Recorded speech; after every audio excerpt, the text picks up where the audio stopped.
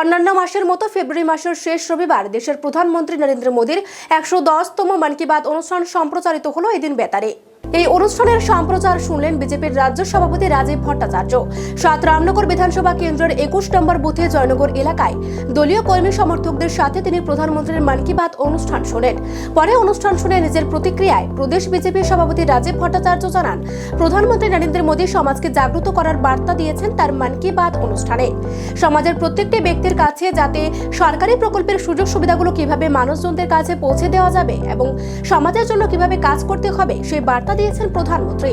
সমাজের প্রত্যেকটি মানুষের জন্য কাজ করতে তিনি যেভাবে দিক নির্দেশনা করেছেন এদিন, এটাই বিজেপি দলের প্রতিটি কর্মীর কাছে বড় প্রাপ্তি বলে জানালেন রাজীব ভট্টাচার্য।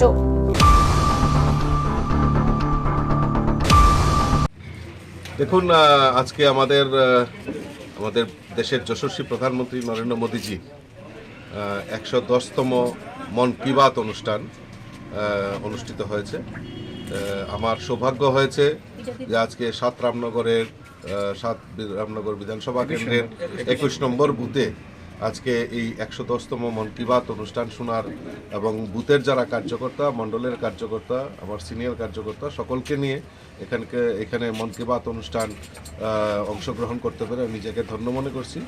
এবং মাননীয় দেশের প্রধানমন্ত্রী নরেন্দ্র মোদীজি এই সমাজকে আরও জাগ্রত করে সমাজের প্রত্যেকটা অংশের মানুষের মধ্যে যে সরকারি সুযোগ সুবিধা এবং সমাজের জন্য কাজ করা সেগুলি উনি তুলে ধরেছেন এবং আমাদেরকে অনুপ্রাণিত করেছেন এবং সারা দেশের সামনে সেটা উনি রেখেছেন যে সমাজের জন্য কাজ করা, সমাজের প্রত্যেকটা অংশের মানুষের জন্য, চাহে গরিব হোক, চাহে যারা সমাজের অন্তিম ব্যক্তি পর্যন্ত সমস্ত সুযোগ সুবিধাতে পৌঁছে যায় তার জন্য প্রয়াস করা এবং বেশি করে সমাজের বিভিন্ন অংশের মানুষকে নিয়ে কাজ করা যে বার্তা দিয়েছেন সেটাই আমাদের কাছে বড় প্রাপ্তি হয়েছে।